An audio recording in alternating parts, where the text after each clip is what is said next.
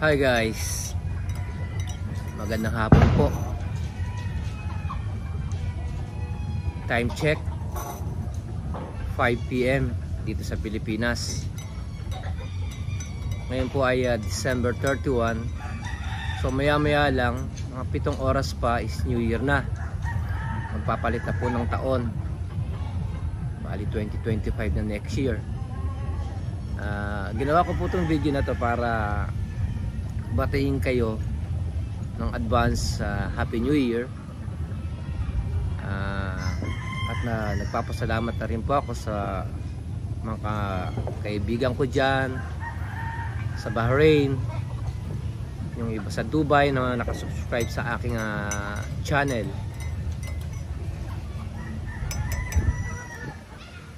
Sana po nasa mabuti at maayos kayong kalagayan.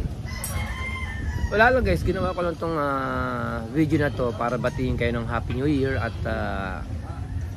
magbigay na rin ng konting advice sa inyo sa mga kagaya ko na content creators na huwag kayong hihinto sa paggawa ng mga content. Huwag kayong susuko kahit yung mga inyong revenues dumadive, ng inyong subscribers, dahil meron pa mga kadahilanan yan kaya bumaba po yung ating revenue at mga subscribers. Excuse po, kasi kagigising ko lang, medyo humidip ako dahil medyo napagod ako. May kwento ko lang po na kasi po sa aking channel meron na akong last month, November, na-reach ko na po yung 10,000 subscribers, more than 10,133 subscribers, something like that. Tapos itong December paggising ko, ano na lang siya, 9,400. So ang laki ng ibinaba ng aking subscribers. Nagulat ako. Ginawa ko, nag-email ako sa YouTube team. May kaganda naman sa YouTube, mabilis silang mag-response. So may nakachat ako na isang agent, bla bla bla bla bla bla, ganito po ang senaryo, nangyari, bakit po dumadive yung akong subscribers, yung watch hours. So nag-reply naman, chinek naman, kinuha niya yung aking URL, ganun gano'n, sinantin ko si Nani Junior. Tapos pinaghintay niya ako ng mga ilang minuto, tapos nag-reply sa akin, na-track niya na nagpa-boost pala ako. Kasi twice akong nagpa-boost ng subscribers. Nagbayad ako, I mean boosting. Nagbayad ako ng siguro sa halaga sa Pilipinas 5K, ganon, for 200 subscribers. So, ginawa ko yung siguro, di ko matatandaan na 3 beses. Meron 150, meron 200, may 150. So para lang bumilis yung aking subscribers, tumaas ba, ganon. Tapos may kasama rin na watch hours, yung likes, ganon. Importante po kasi yun sa ating mga content creators. Siyempre nangangarap din tayo na biglang tumaas yung ating subscribers. Ngayon paglipas ng panahon pala, kasi ginawa ko na yun sa Bahrain, doon ako nagbayad. So mahigit 1 taon na nakakaraan. Ito lang, this month lang na-track ng YouTube na kanilang system na nagpa-boost ako. So minus nila nga kaagad yung binayaran ko na pinaboost ko. Dahil yan sagot sa akin na dahil kailangan po organic ang inyong mga viewers, subscribers, ganon, ang watch hour nyo. Hindi po pwede yung computer lang or minamanipula, ganon. Kaya when the time comes, yung binayad mong pagpapaboost, minaminus din pala yung paglipas ng panahon. So ngayon, ang aking subscribers na lang is 9,400. Itong date na to December 31. So mamaya New Year na.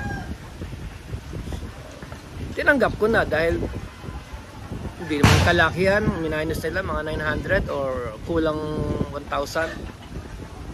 Kasi nga last month thank you na ako sa mga aking mga subscribers, ganon. Salamat po na na-reach ko na po yung 10,000 na subscribers.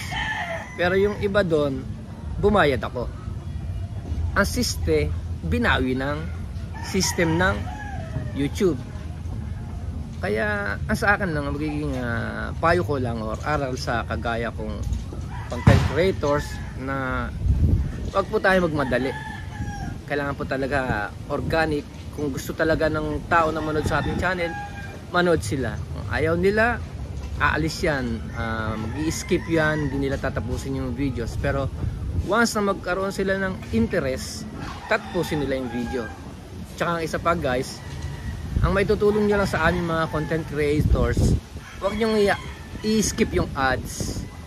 Gawa yung ads po ang sponsor ng aming content. Sila po yung nagbabayad sa amin once na hindi nyo ni-skip yung ads. So, once na may lumabas sa inyo na advert, kinilik nyo kaagad yung skip, ibig sabihin kami mga content creators wala pong bayad, wala pong I mean kwenta, yung bang right term doon, pero hindi naman siguro. Basta para sa amin, kasi siyempre lahat naman tayo, di ba, nangangarap na kumita. Pero ngayon sa aking pananaw, dapat po pala maghintay lamang, i-enjoy lang natin yung ating mga ginagawa. Kasi po ang tagal ko rin sa Middle East, Saudi ko, Riyadh, Jeddah, Bahrain. Parang na-travel ko na yung buong Middle East. Nagwo-work po ako sa restaurant. So kumikita po ako sa YouTube ngayon. Sasabihin ko sa inyo ng mga nagre-range siya ng 5,000 to 4,000 pesos a month. Pero minsan hindi ako sumusweldo gawa ng walang nanonood at ini-skip nila yung mga ads. Pero malaking tulong na po yun, as yung lalo kung wala ka nang pinapaaral, binubuhay mo lang yung sarili mo. Siyempre malapit na ako mag senior, matanda na rin ako, so okay naman. So malaking tulong pala yung ganun 4,000, 5,000 a month once na nag-retired ka na. Tas nililibang mo na lang din yung sarili, ini-enjoy. Yung papala guys, kailangan enjoy lang natin. Kasi ang aking niche before ay pagluluto. So nung umuwi ako rito sa Pilipinas, hinaluan ko na lang siya ng pagbablog. Pupunta ako sa mga different places, nagbablog ako ron, pupunta ako sa mga piyestahan, nakikita naman niyo sa mga content ko. Basta sa akin lang guys, enjoy lang natin kung ano yung mga gusto ninyong gawin. Sa mga aspiring na content creator na gusto mong gumawa ng YouTube channel or Facebook, wag po kayong magmadali or magbayad sa kanila. Gawin nyo organic ang inyong content, ang inyong videos. Kung ayaw nila sa inyong videos na nakokornihan sila or naboboard sila, hayaan nyo lang sila. Kasi desisyon nila yan eh. Ako, kita mo, basta sa naging sitwasyon ko, dahil 3 years na po ako sa YouTube, sa totoo lang, nung una gusto ko rin kagad mabago buhay ko, pero ngayon ini-enjoy ko na. Medyo maingay po yung mga bata, may mga nadidilig naman ninyo, mga torotot. Kaya yun, hindi pa huli ang lahat. Kahit 40, 50 or senior ka na, kung gusto mong gumawa ng content, kung gusto mong pumasok sa mundo ng social media, ng YouTube, TikTok, Facebook, Instagram, basta enjoy nyo lang kung ano mga dapat ninyong gawin, at maging prepare din kayo sa mga upside downs na mangyayari sa inyong channel. Dahil minsan magtataka ka na lang, bakit paggising mo ang laki ng minus sa views mo, sa subscribers mo, kaya nakaka-stress. Naunawaan ako naman kung sino man nanonood na content creator, naunawaan ako nila yung aking sentiments na tinatawag. Kasi minsan talagang pinaghirapan mo, tapos biglang bababa, dadive na ganon. So basta dire-diretso lang ang buhay, enjoy lang natin ang ating ginagawa, mahalin natin kung anong ating ginagawa, as long as na wala tayong sinasagasaan na tao. Siguro yun lang guys, ginawa ko lang tong raw na video na to dahil para lang din kayo batiin ng masaganang bagong taon, itong papasok na 2025, at saka Merry Christmas na rin tuloy sa inyong lahat. Sana po enjoy lang natin ang buhay. God bless.